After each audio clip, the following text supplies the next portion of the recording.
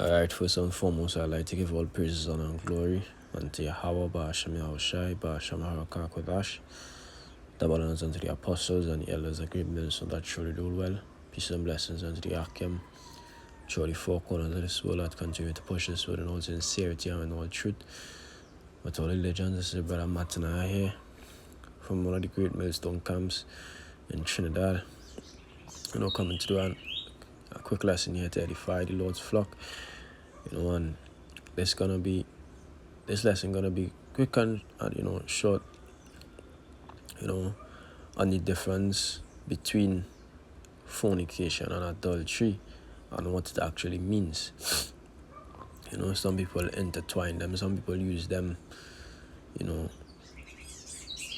where the other is supposed to be used, mistaken adultery for fornication, and some people think that adultery is, a married man having sex with another woman, and a married woman having sex with another man, which the latter is correct, but if the first is incorrect. Adultery doesn't mean a man that is married having sex or having intercourse or having a relationship with another woman. So I'm going to just go into them two words, adultery and fornication. I'll just read some scriptures here, that prove to you that, what these, Christians teach is incorrect. So I just did a word search on the term adultery. It's scripture that came up to the 3 times, and it says, first one is in the commandment, thou shalt not commit adultery. Then in Leviticus 20:10, it says, and the man that committed adultery with another man's wife, even he that committed adultery with his neighbor's wife, the adulterer and the adulteress shall surely be put to death. Now there's a reason, and this is in the law. There's a reason why the Lord made Moses explain exactly what adultery is, because adultery is just not having sex with another woman, it's having sex with another man's woman. That is why it puts here with another man's wife. And don't think they have to be married, because some people believe that they have to be married under each marriage for them to be termed wife. The word wife just means woman. So if another man's woman, if two of them are together, at the point in time, but you can't say, well, that is not his wife, so technically, I could slip in there and slip out. That is off. That is incorrect as well. But let's look up the term. Look up the term wife first.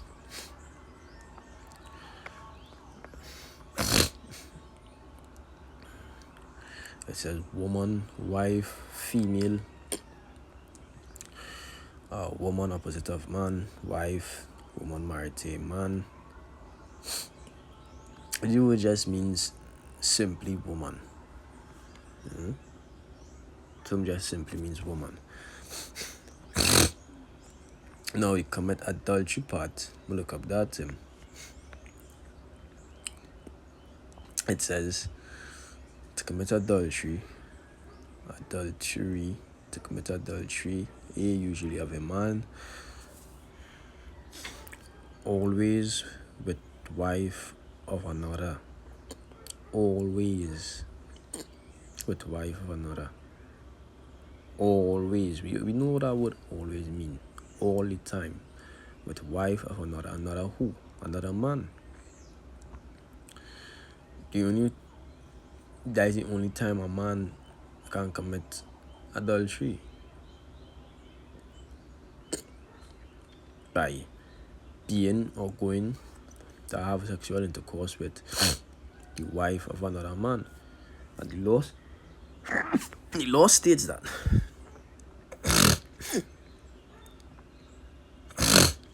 So yes, the only time adultery is committed is for a woman to, you know, a married woman to have sexual intercourse with any man outside of that marriage, not the other way around. When I go down to the KJV translation count says translation the KJV translates Strong's H5003 in the following manner: adultery, adulterer, adulteress, adulterous, woman that break wedlock. And to break wedlock means that you go outside of your marriage. So it doesn't refer to a man going outside of his marriage, because a man can't do that. That is when the law clearly states that and a man that committed adultery with another man's wife, even he that committed adultery with his neighbor's wife, the adulterer and the adulteress shall surely be put to death. It didn't say another woman. It said another man's woman. You understand? That is what it is. It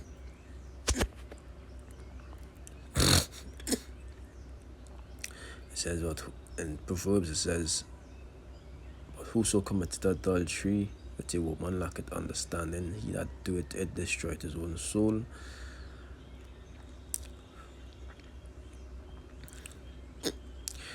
Ezekiel 16 32, it says, but as a wife that committed adultery, which taketh strangers instead of a husband. So that is the only time it can be done, when a woman that is married have an affair with a man that is not hers. Not a man having a relationship, outside of his marriage. That's nowhere in the law. It's nowhere in the law. Even the law gave the Most High gave the law unto Moses, and he didn't tell him, well, you can't have two wives, because Moses had two wives. All our forefathers had, but not all, but most of them had many wives. Abraham had one, and he made a son by his wife maid. Jacob had 4, and the Most High didn't tell these men, well, I'm gonna punish you because of what you do. That have nothing to do with the law. It's just these Christians use it. Matter of fact, these Edomites brought that to Christianity, brought that to Jake, to control how they multiply. They brought a lot of things. They brought that. They brought AIDS, all these different STDs. They brought condoms. They brought birth control in all its forms to control the way that Jake multiplies.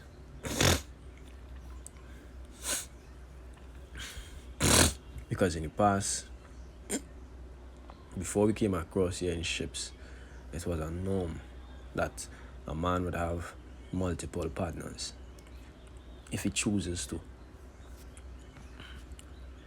And now the term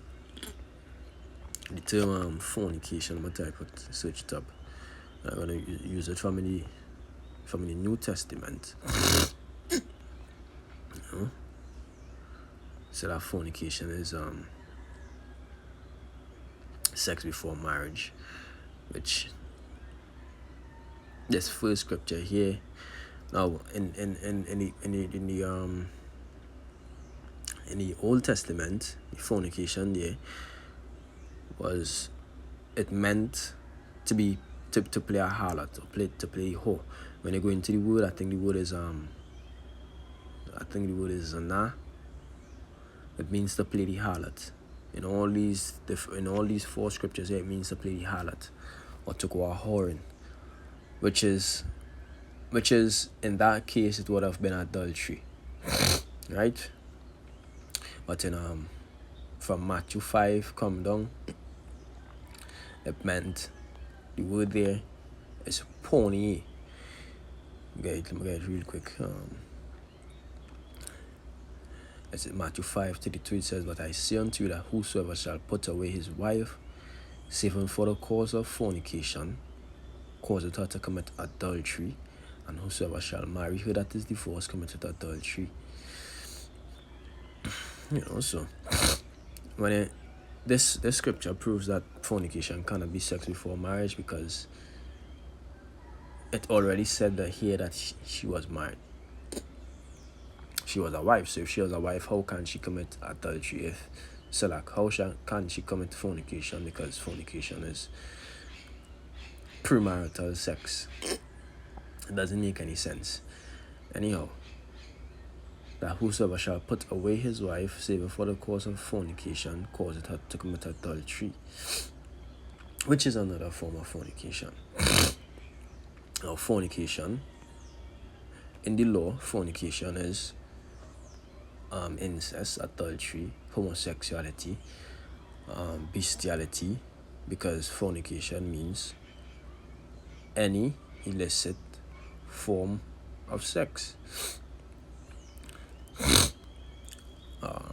Fornication here, 342:02 means porn. It says pornea, illicit sexual intercourse. Look at that thing, illicit. It says forbidden by law, rules, or custom. It's forbidden by law, rules, or custom. And when you go into the law, when you go into, I believe it's Leviticus 18:20, you would see all the unlawful forms, all the forms of sex that is forbidden, all the relationship that is forbidden. It says, when you go down, it says adultery, fornication, I don't want to pay there, adultery, fornication, homosexuality, lesbianism, intercourse with animals, etc., sexual intercourse with close relatives, sexual intercourse with a divorced man or woman, which divorced man not really supposed to be there. Metaphorically, the worship of idols, of the defilement of idolatry as incurred by eating a sacrifice offered to idols. So it is really and truly has nothing to do with premarital sex. It just means an illicit sexual intercourse. When the Lord was condemning those of Sodom and Gomorrah, what he said? He said, let me get it. It's supposed to be right in Jude.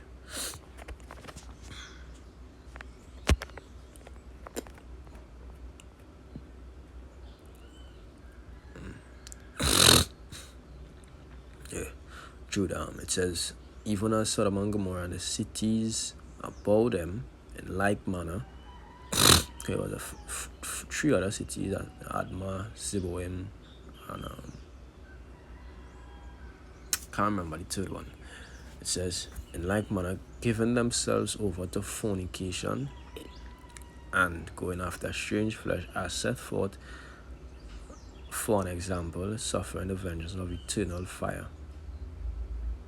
So they would give themselves over to fornication. What is fornication? Illicit sexual intercourse, which in their instance, it was homosexuality. Now, even in 1 Corinthians 12, 1 Corinthians 12, 1 Corinthians, Where is it? Where is it? 1 Corinthians 5. 1 Corinthians 5, it says, it is reported commonly, 5 verse 1, it says, it is reported commonly that there is fornication amongst you, and such fornication as is not so much as name among the Gentiles, that one should have his father's wife. So in this case, here is adultery. You know?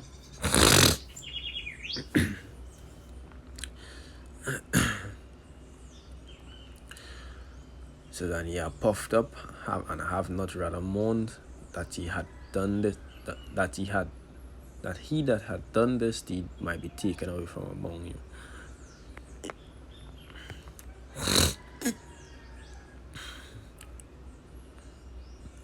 So as I said before,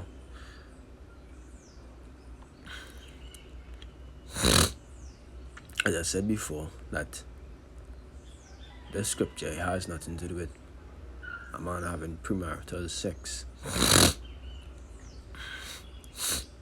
because it had instances where men entice maids.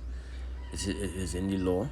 Men entice maids, men forced maids, and then gave the father a dowry. So why haven't them been put to death? Because it's not against the law. It's not against the law. When the law says that you have to go and sign a piece of paper and, you know, sign a document and make an agreement, and if you don't do that first, you'll be put to death. No, when the law says that. As I said, it had instances where men entice maids to lay with them, and some force them, which is in Deuteronomy 22, and then they go and pay the dowry, the price of dowry, to the father. So this is not speaking about premarital sex, premarital intercourse. So I just want to clear up that real quick.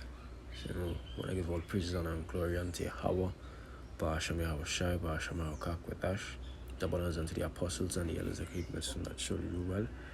Peace and blessings unto the Akim, through the four corners of this world. Until next time, it's your brother Martin and saying Shalom.